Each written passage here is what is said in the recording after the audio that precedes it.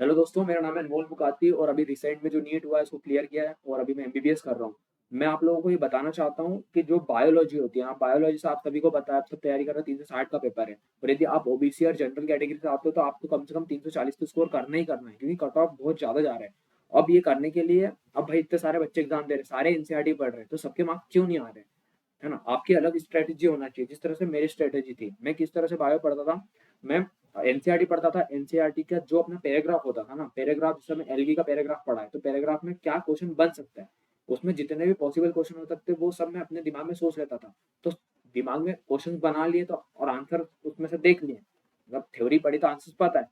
तो अब मेरे को उसका टेंशन नहीं, किया सारे क्वेश्चन कर लिए। दूसरी चीज आप क्या कर सकते हो, आप प्रीवियस ईयर पेपर को खंगालो, प्रीवियस ईयर पेपर का पोस्टमार्टम कर दो। आप ये देखो कि भाई क्या क्वेश्चन आ रहा है ना? जो क्वेश्चन होता है ना, एक क्वेश्चन में 5 क्वेश्चन छुपे होते हैं। कितना? एक जो क्वेश्चन आया इस साल, समझ लो 2021 में क्वेश्चन आ गया, उसके 4 ऑप्शन है। अगले साल वो 4 ऑप्शन में से एक ना एक क्वेश्चन बन सकता है। तो एक क्वेश्चन बाकी 4 ऑप्शन, मतलब कितने क्वेश्चन होंगे? 5। तो जब आप क्वेश्चन कर रहे हैं प्रीवियस ईयर के, तो आपको क्या करना है, आपको उस क्वेश्चन के जो 4 ऑप्शन है, वो 4 ऑप्शन को ढंग से पढ़ना है। 4 ऑप्शन से क्या क्वेश्चन अगले साल आ सकता है, उसके चारों जो ऑप्शन है उसके आसपास में जो एनसीईआरटी में लिखा है वो सारा पढ़ लेना।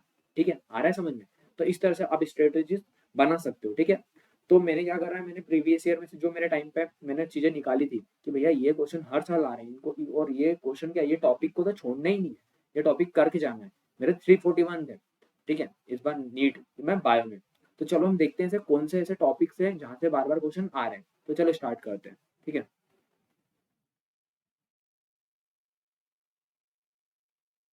देखो, टेक्सोनोमिकल एड्स, यहाँ से क्वेश्चन पक्के। हर्बेरियम से क्वेश्चन आएगा ही आएगा। ये आपका किस में आएगा? मेजर कॉलम में आएगा। हर्बेरियम से क्वेश्चन आएगा, बोटनिकल गार्डन से क्वेश्चन आएगा, म्यूजियम से क्वेश्चन आएगा। ठीक है? 5 किंगडम क्लासिफिकेशन किसने दिया था? विटेकर ने दिया था, 1969 में दिया था। ठीक है? यहाँ से क्वेश्चन आएगा। मोनेरा से एक क्वेश्चन पक्का है, एक क्वेश्चन प्रोटिस्टा से पक्का है, एक क्वेश्चन फंजाई से क्वेश्चन पक्का है। तो बच्चे एनिमल किंगडम से पता नहीं क्यों डरते हैं। आप बस एनसीईआरटी पढ़ो, आप बाहर की चीजें मत पढ़ो। एनसीईआरटी में साइकिल्स नहीं देखी मत पढ़ना, सिर्फ एनसीईआरटी का अंदर का पढ़ना है ना? ज्यादा ज्ञान नहीं लेना है अपने को, उतने ज्ञान चाहिए जितने में अपना एग्जाम क्लियर हो जाए। भाई एमबीबीएस में बहुत पढ़ना पड़ेगा, उधर पढ़ लेना, यहाँ कोई जरूरत नहीं थी।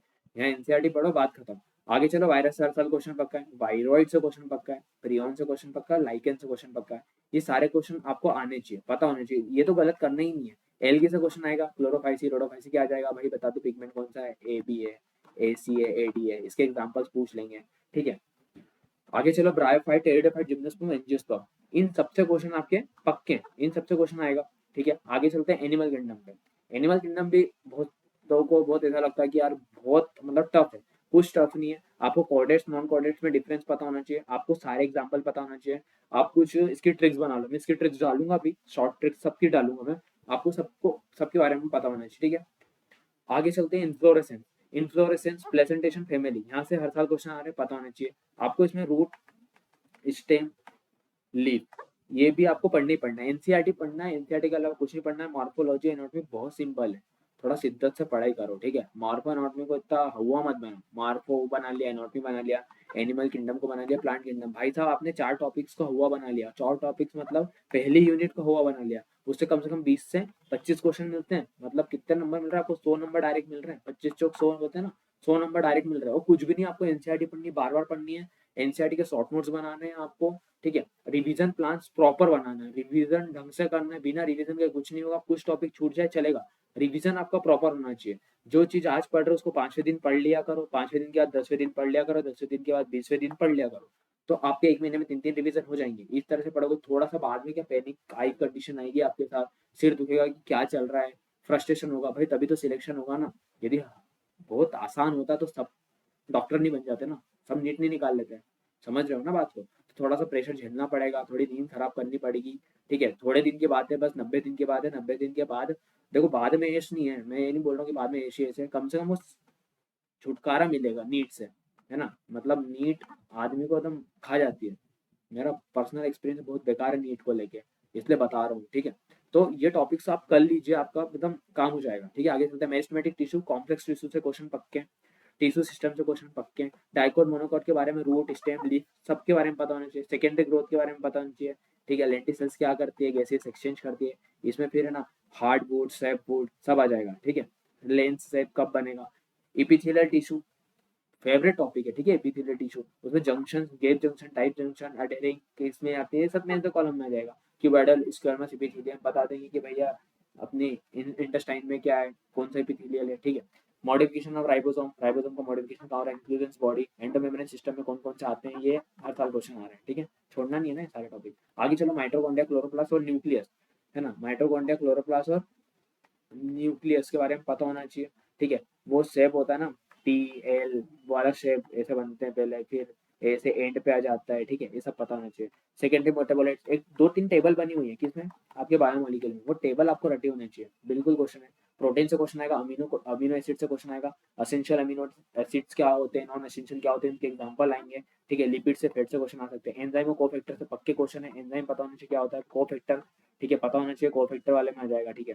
जीवन एस जी टू से हर साल क्वेश्चन आ रहे हैं, किसमें डीएनए सिंथेसिस होगा तो एस फेस हो जाएगा, किसमें प्रोटीन का होता है जीवन हो जाएगा, ठीक है।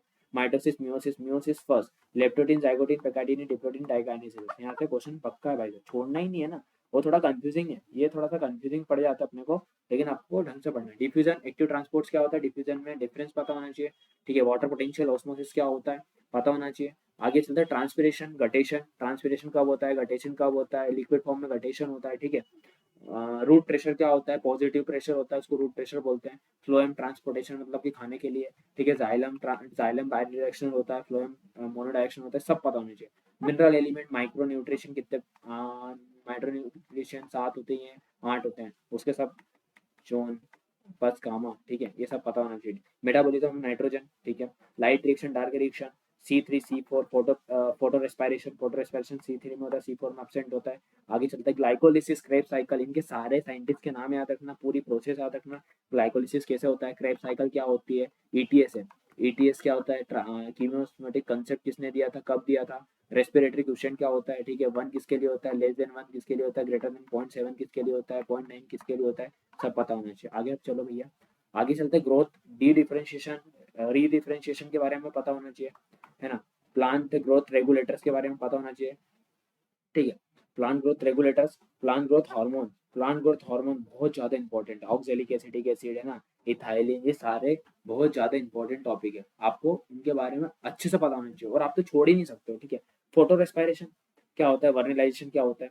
आगे चलते ह्यूमन फ्यूजियो, आप देखो ह्यूमन ह्यूमन फिजियो में पूरी, मतलब आप डाइजेस्टिव से लेके एंडोक्राइन तक, डाइजेस्टिव से लेके एंडोक्राइन तक आपको पता होना चाहिए कि कौन कौन सी डिसीज होती है, कौन कौन से डिसऑर्डर होते हैं, कॉमन चीज सारी।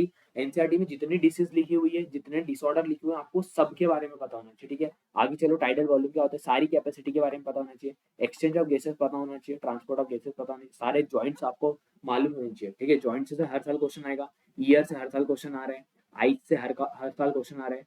All hormones and function, endocrine में सारे हार्मोन पढ़ने और सारे फंक्शंस आपको याद रखने, तो इतने सारे टॉपिक है, ठीक है।